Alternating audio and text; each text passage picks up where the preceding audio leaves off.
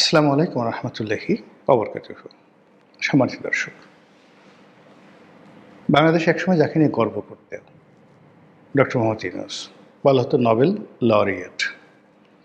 অনেকে বোঝেন না যে নোবেল লরিয়েট জিনিসটা কি, বা অনেকে আমাদের বাংলাদেশে এখনো পর্যন্ত নোবেল যে পুরস্কার, এই পুরস্কারটা কি, এটার ওজন কি, আকৃতি কি, এটা পেলে কি হয়, এটা এখনো আমাদের দেশের অর্ধেক মানুষ একেবারে বুঝেই না যে আলফ্রেড নোবেল নামক একজন বিজ্ঞানী ছিলেন। তিনি তার জীবনের সমস্ত অর্থ একটা পুরস্কার প্রদানের জন্য দান করে গেছেন। পৃথিবীতে যারা ভালো কাজ করবে বিভিন্ন সেক্টরে, চিকিৎসা, বিজ্ঞান, ফিজিক্স, তারপরে বিশ্ব শান্তি ইত্যাদি ইত্যাদি অনেক বিষয়, এমনকি কবিতা বা সাহিত্যে, তাদেরকে পুরস্কার দেওয়া হবে। এবং পুরস্কার মানে কি, যেন তেন পুরস্কার নয়। বাংলাদেশি টাকায় এখন বছরে প্রায় একজন মানুষকে যে পুরস্কার দেওয়া হয়, সে পুরস্কারের মূল্যবান প্রায় 20-25 কোটি টাকা এরকম হবে, বা তারও বেশি, আমি ঠিক জানি না একজাক্টলি। আগে জানতাম, কিন্তু এই মুহূর্তে মনে আসছে না।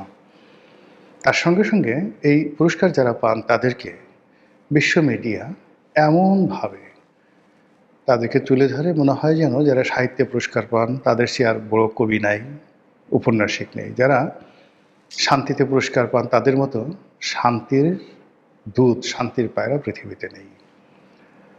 কিন্তু এর মধ্যে যে রাজনীতি আছে, এর মধ্যে যে কুচক্র আছে, এবং এর মধ্যে যে পশ্চিমাদের যে সাম্রাজ্যবাদী হায়না সুলভ মনোভাব আছে, এটা আমরা মায়ানমারে দেখেছি, ভেনেজুয়েলাতে দেখেছি, আর এখন অনেকে বলাবলি করছে বাংলাদেশ তার চেয়েও বিপদ এবং বিপত্তিতে পড়ে গেছে। আমরা বাপু অত শুধু বুঝি না, আমাদের মধ্যে বুদ্ধি শুদ্ধিওয়ালা মানুষের সংখ্যা মাত্র 10%,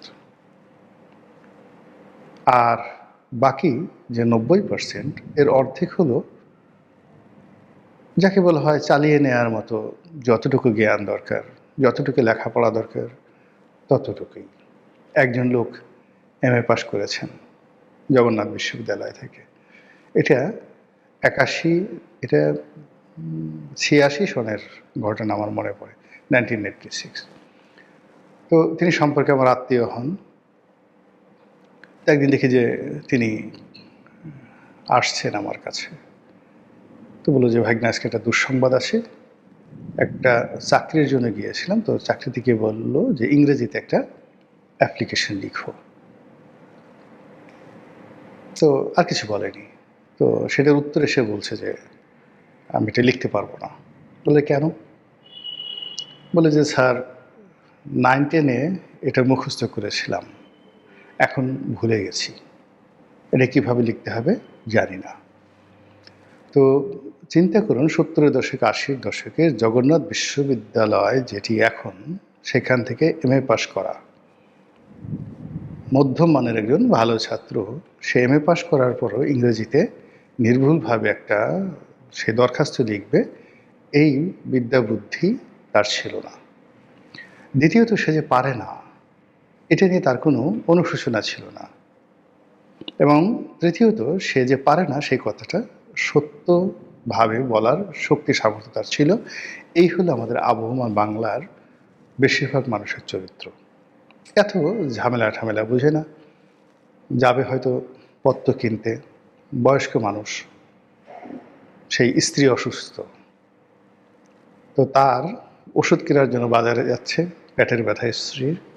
হঠাৎ দেখলো যে দুটো মোরগ লড়াই করছে, দুটো ছাগলের ফাইট হচ্ছে, কিংবা ধরুন সাপ খেলা দেখানো হচ্ছে। সে বেচারা দেখতে দেখতে ভুলেই গেল যে তার স্ত্রীর ওষুধ কেনার জন্য সে এসেছে। অনেকক্ষণ দেখলো, দেখার পরে সে যখন তার সম্বিত ফিরে পেলেন, তখন দেখলেন যে দোকানপাট বন্ধ হয়ে গেছে। এরকম আমাদের এই বাংলায় যে কত আলো ভোলা মানুষ আছে, কত বেহিসাবি মানুষ আছে, সেই বেহিসাবি মানুষদেরকে নিয়ে কত সুন্দরভাবে ব্যবসা করা যায়, কত সুন্দরভাবে সুদের একটা পসরা সাজানো যায়, কত সুন্দর সৌধ তৈরি করা যায়। গরিব মানুষের শ্রম, ঘাম, বিশ্বাস এবং ভালোবাসাকে পুঁজি করে এই পৃথিবীতে যদি কেউ সবচেয়ে বড় সফল মানুষ হয়ে থাকেন, তিনি হলেন ডক্টর মোহাম্মদ ইউনূস। তার গ্রামীণ ব্যাংক ভবনে যান, গ্রামীণ ফোন ভবনে যান, তার গ্রামীণ সেন্টারে যান, দেশে বিদেশে তার অর্থবৃত্ত দেখেন, গ্রামীণ ট্রাস্ট দেখেন, যা কিছু দেখেন সবই ওই গ্রামীণ ব্যাংকের যে কর্মকর্তা কর্মচারী এবং সাধারণ যারা গ্রামীণ ব্যাংকের সদস্য, তাদের ঘাম, শ্রম, মেধার ফল এবং ফসল। এই মানুষটিকে বাংলাদেশের সবার আগে চিনেছিলেন শেখ হাসিনা, আর এই মানুষটিকে চিনেছিলেন পশ্চিমা দুনিয়া। পশ্চিমা দুনিয়া বুঝেছিলেন যে একে লালন পালন করা দরকার। পশ্চিমা দুনিয়া বুঝেছিলেন যে একে বড় করা দরকার, একে ফুলানো ফাঁপানো দরকার এবং একে বাংলার সিংহাসনে বসানো দরকার। তো সেই যে তাকে নিয়ে যে পশ্চিমাদের আদিক্ষেতা, নোবেল পুরস্কারের অনেক আগের থেকে, তারপর পুরস্কার, তারপর নানা রকম কীর্তি কাহিনী, আমরা কেউ বুঝলাম না, আমরা কেউ টের পেলাম না।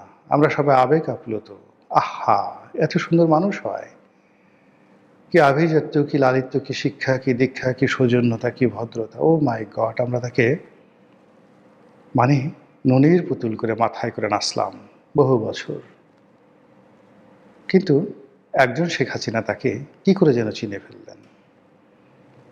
আমরা পুরো জাতি ঝাঁপিয়ে পড়লাম শেখ হাসিনার উপরে, ছি ছি ছি ছি। এইভাবে মানুষ বলে, এইভাবে একজন বিশ্বনন্দিত নোবেল লরিয়েট তাকে এভাবে কি অপমান করে? সে অবস্থায় শেখ হাসিনা গেলেন, ইউনূস এলেন বাংলার সিংহাসনে। আমরা আবার সেই স্বপ্ন দেখা শুরু করলাম। আমরা সেই যে আলো ভোলা মানুষ, আবার সব কিছু ভুলে গেলাম। ভুলে গিয়ে আমরা ডক্টর মোহাম্মদ ইউনূস যেদিন মাথায় টুপি দিলেন, যেই দিন রোহিঙ্গাদের সঙ্গে ইফতার করতে গেলেন, আমরা আহ্লাদিত হলাম যে এবার একটি রোহিঙ্গা থাকবে না। 3 মাসের মাথায় দেখলাম আরও 3 লাখ রোহিঙ্গা নতুন করে বাংলাদেশে ঢুকলো। এরপরে দেখলাম সেই রোহিঙ্গারা বাংলাদেশে তাদের যে তৎপরতা শুরু করলো, যুদ্ধ লেগে যায় মায়ানমারের সাথে। আমরা দেখতে পেলাম সেই যুদ্ধময় পরিস্থিতিতে দাঁত বের করে বিদেশি শক্তিরা আমাদের কক্সবাজার, উখিয়া, টেকনাফ, সেন্ট মার্টিন, ওখান থেকে শুরু করে একেবারে চট্টগ্রাম, পার্বত্য চট্টগ্রাম, খাগড়াছড়ি, বান্দরবন, যে সকল এলাকা পার্বত্য চট্টগ্রামের অধীনে, সেগুলো পেরিয়ে একেবারে ফেনী নদীর তীর পর্যন্ত হায়নাদের নখ কিরবির কিরবির করে আক্রমণ করার চেষ্টা করল। আমরা শুনতে পেলাম চট্টগ্রাম বন্দর নিয়ে নানা রকম কথা। একটি টার্মিনাল সৌদি আরবকে দিয়ে দেওয়া হলো। সৌদি কোম্পানি, কিন্তু পতেঙ্গা টার্মিনাল যেটি, আর সবচেয়ে লাভজনক যে টার্মিনালগুলো আছে সেগুলোর মধ্যে অত্যাধুনিক টার্মিনালগুলোকে দুবাই ভিত্তিক আমেরিকান কোম্পানি ডিপি ওয়ার্ল্ডকে দিয়ে দেওয়া হলো চুক্তির মাধ্যমে। আমরা দেখতে পেলাম অনেকগুলো চুক্তি হলো। এক একটা চুক্তি 20,000, 30,000, 40,000, 50,000, কত টাকার আমরা বলতে পারি না। আমেরিকার সাথে গোপন চুক্তি, নন ডিসক্লোজার ক্লোজ, আমাদের শান্তির দূত করে ফেললেন। তিনি যাবেন তার ঠিক 3 দিন আগে, মানে নির্বাচনের 3 দিন আগে, 12ই ফেব্রুয়ারি তিনি ফেব্রুয়ারি মাসের 9 তারিখে এটি করলেন। মানে যেদিন নির্বাচন হবে সেদিনই তো তার যাওয়াটা নির্ধারিত ছিল। তিনি জাতির উপর একটা নন ডিসক্লোজার একটা চুক্তি চাপিয়ে দিলেন। সেই চুক্তিকে তেল গ্যাস, সেই চুক্তির মধ্যে সামরিক সরঞ্জাম দিয়ে আমদানি, বাংলাদেশে মার্কিন মিলিটারি বেস কি এখানে স্থাপন করা হবে ইত্যাদি শর্তগুলো কি আছে। তিনি জাতিকে কী ধরনের শৃঙ্খলায় আবদ্ধ করলেন, শিকলে বন্দী করলেন। কিভাবে এই জাতির হাত পা বেঁধে দিলেন আমরা এখন পর্যন্ত জানি না, শুধু যতটুকু শুনি বা শুনেছি আমেরিকা থেকে বিমান কেনা হবে ৩৬,০০০ কোটি। আবার বলছি, তারেক রহমান সাহেব ২০,০০০ মাইল খাল, কিলোমিটার খাল খনন করবেন। এই খালে খরচ যাবে ৪,০০০ কোটি টাকা। এরকম ৯ গুণ টাকা, ৩৬,০০০ কোটি টাকা, সেই টাকা দিয়ে বিমান কেনা হবে। আমাদের অনেকগুলো বিমান ব্যবহার করা যাচ্ছে না, বসায় বসায় আমরা রাখছি, রুট নেই।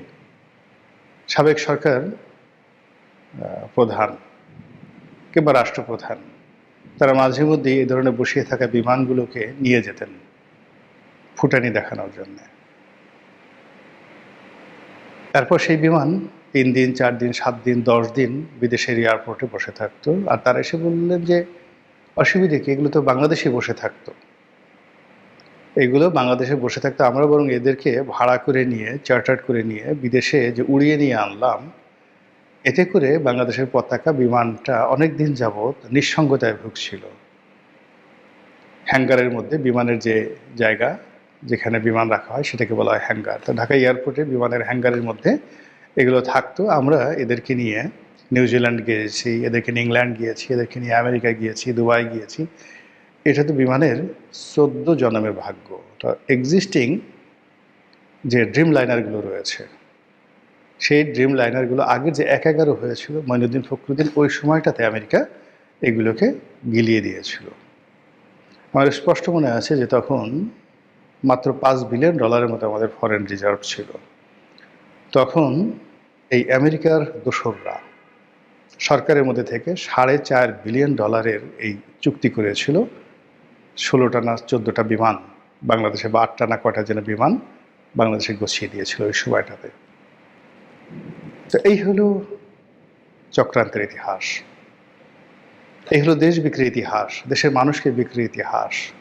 এবং সেই ইতিহাসের অন্যতম কুশপুত্তলিকা হয়ে থাকবেন আমাদের মহামান্য Nobel laureate doctor Mohammad Yunus.